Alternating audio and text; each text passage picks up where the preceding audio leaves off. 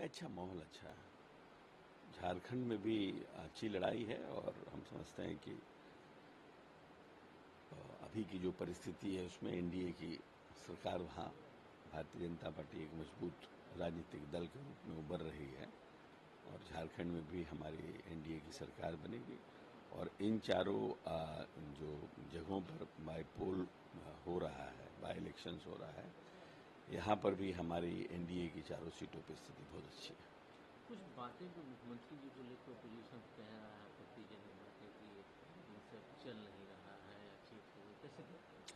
देखिए, ऐसा है ना कि कुछ लोग परेशान हैं, बहुत उम्मीद लगा के रखे थे और नीतीश जी के कामों को देखते हुए अब इन लोगों के पास न कोई शब्द है न कुछ, तो इसलिए उटपटांग बातों को कहना, लोगों को दिग्भ्रमित करना, उनका प्रयास हो रहा है। तो सवाल ये उठता है कि जो ओपोजिशन के लोग हैं बिहार में, उनका ये दावा हो रहा है कि 2025 तो अब उनके लिए एक फॉर्मेलिटी रह गई। लोग अभी से कैलकुलेशन कैसे कर रहे हैं?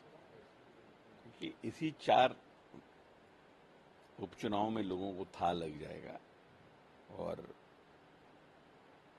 हम लंबे समय से हम लोग भी चुनाव को देख रहे हैं। इस बार एनडीए 220 पार करेगी।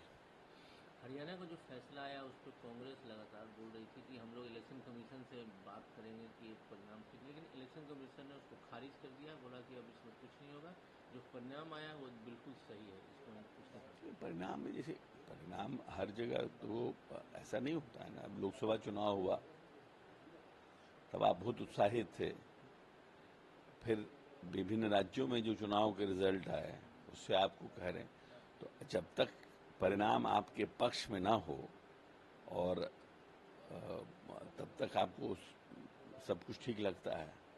इसलिए हमको लगता है ये सब चुनाव आयोग एक इंडिपेंडेंट बॉडी है और उसको निर्णय करना है। और इन सब जितने भी निर्णय हुए हैं, जितने भी चुनाव हुए हैं, चाहे वो जम्मू कश्मीर का हो, हरियाणा का हो, हमको कहीं से कोई दिक्कत नहीं लगता है। पूरी तरह से निष्पक्ष चुनाव आयोग करा रहा है और जिस तरह से ईवीएम के माध्यम से चुनाव हो रहा है, उस चुनाव पर भी हमको नहीं लगता है कहीं कोई दिक्कत है।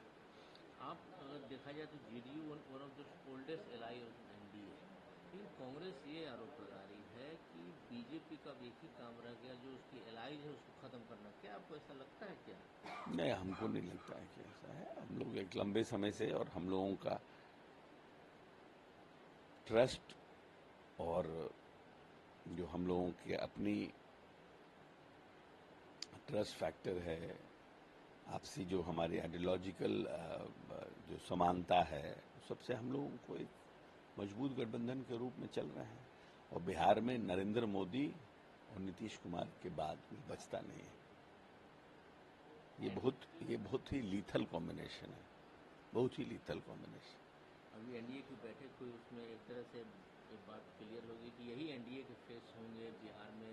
माननीय जो बिहार के मुख्यमंत्री अभी कैसे देखते हैं इसको? नहीं, अच्छी बात है क्योंकि नीतीश कुमार जी को बड़ा अनुभव बिहार में न सिर्फ सरकार चलाने का, बट बिहार के विकास, जो सीमित संसाधनों में किस तरह बिहार को हम आगे लेके जा सकते हैं, उसका एक बहुत अच्छा और पुराना अनुभव है। और मोदी जी भी कई अवसरों पर नीतीश जी की व्यक्तिगत प्रशंसा कर चुके हैं।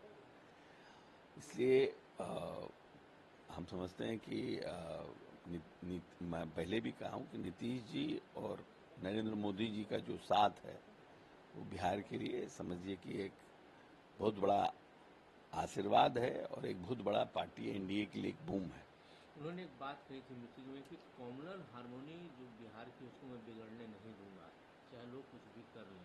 ये बहुत बड़ी बात उन्होंने कही है, लगातार इस बात को कहते भी आ रहे हैं। कॉमनल हारमोनी से मैं कंप्रोमाइज नहीं करने वाला। हाँ, बिल्कुल मतलब कॉम्युनल हारमोनी से ऐसा है कि इन 18 वर्षों में तो भारतीय जनता पार्टी के साथ रहे हैं और एक भी माननीय नेता ने जैसे भी हो अपने अलायंस पार्टनर को समझाकर बुझा करके एक प्रगतिशील बिहार का निर्माण किया है। प्यार, सद्भाव, आपसी मिल्लत का माहौल बना के बिहार को आगे बढ़ाया है।